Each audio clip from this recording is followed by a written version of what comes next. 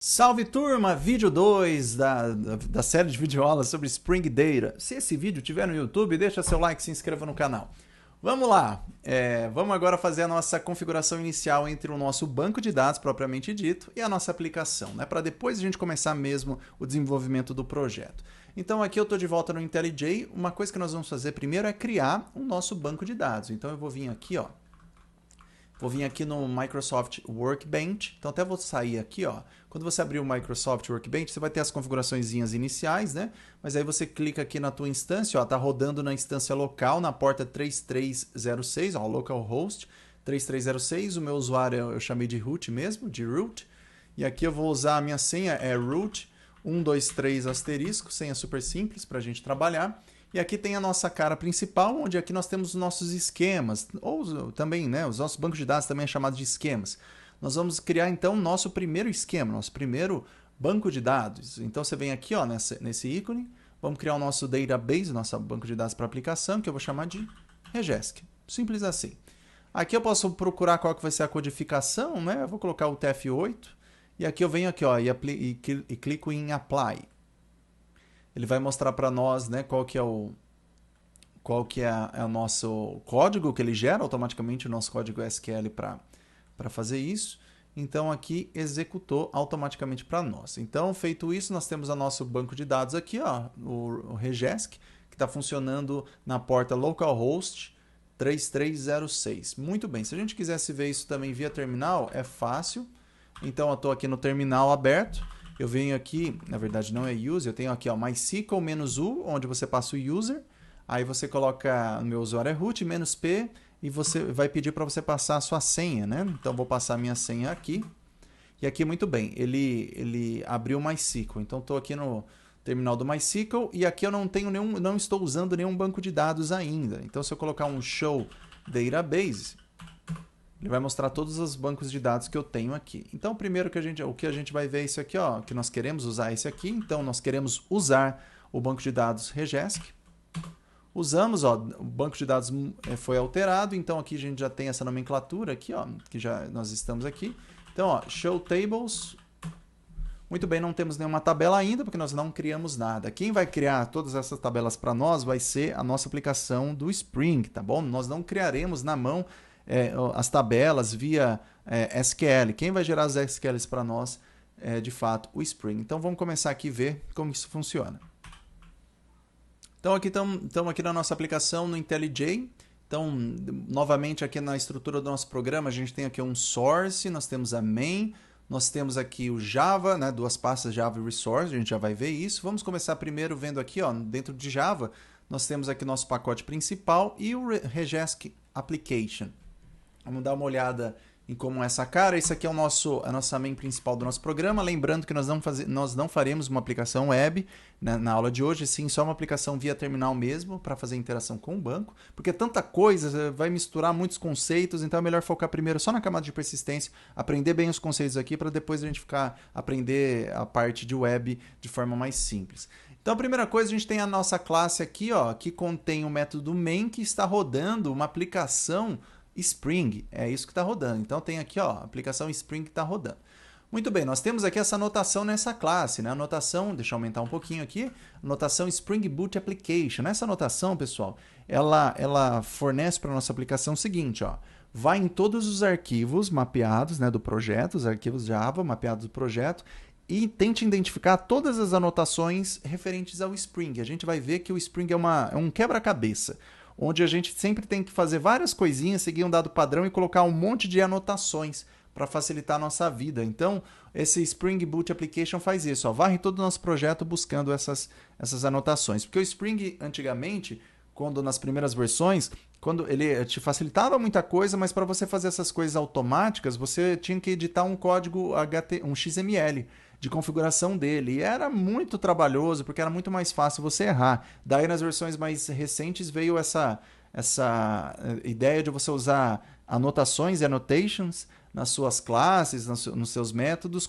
para você fazer coisas específicas, de modo que automaticamente ele vai gerar esses XML para você de todas as configurações sem você ter que editar uma linha de código, o que é muito bom e o que deixa o código mais fácil de dar manutenção e legível também. Muito bem, essa aqui é a nossa aplicação. Uma coisa que tem aqui, pessoal, dentro de Resources, nós temos esse aqui, ó, Application.Properties. São as propriedades de aplicação do Spring. Então eu vou aumentar aqui, ó, para você ver, para vocês verem, eu já tenho uma colinha aqui. Tá bom? Já tenho uma colinha aqui. Do que a gente vai fazer. Nós vamos ver mais ou menos o que é um Hibernate, JPA e por assim vai nas próximas aulas, mas eu tenho essa colinha, vamos editar aqui para a gente rodar a nossa primeira aplicação. Primeiro de tudo, a gente tem que falar qual que é a URL. Veja que tudo é no Spring, né? Tudo configuração do Spring. Nós temos que informar qual que é a URL da nossa fonte de dados, ou seja, do nosso banco de dados. Para isso, a gente usa essa nomenclatura aqui, onde aqui nós vamos colocar no final a base de dados, que é a Regesc. Então aqui está falando o seguinte, olha, vai usar uma conexão via JDBC, né? Uma conexão Java com banco de dados, onde nós vamos utilizar o banco de dados MySQL, e o endereço, você pode colocar aqui, ó, para saber qual que é o localhost, né, o endereço localhost do MySQL na sua máquina, você pode usar essa nomenclatura aqui.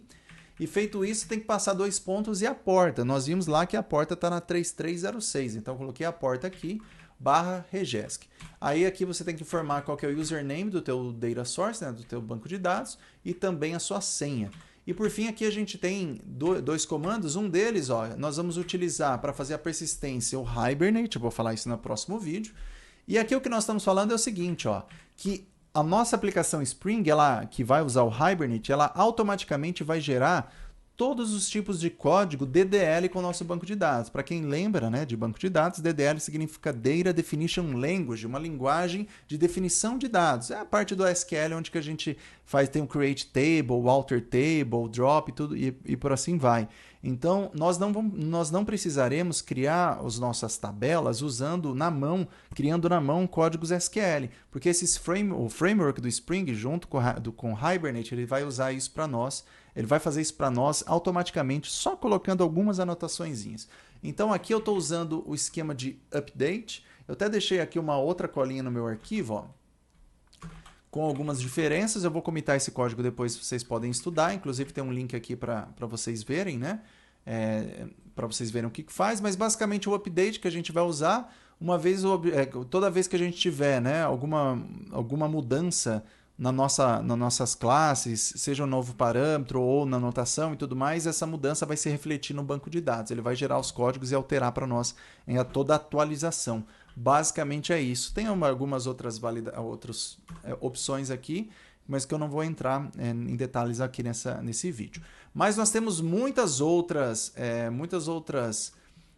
comandos aqui nesse Application.Properties, tem muito mais coisas, vocês podem olhar na documentação do Spring, mas para começar a nossa aplicação, isso aqui está de excelente tamanho, a gente consegue fazer muita coisa só usando essas pequenas configurações. Feito isso, uma vez que a gente configurou, é para rodar, então se a gente vir aqui dar um start aqui nesse programa, é para funcionar, né? Então, ó, já está aqui, ó, Regesc Application, mas se a gente vir, eu posso clicar aqui com direito em cima do arquivo e vou colocar um run, já está lá desse jeito, mas eu vou fazer dessa maneira. Deixa eu colocar minha carinha aqui, porque vai subir aqui embaixo a aplicação. Ó, Spring está subindo muita coisa e está falhando aqui. Deixa eu dar uma olhada, pessoal, no que está falhando.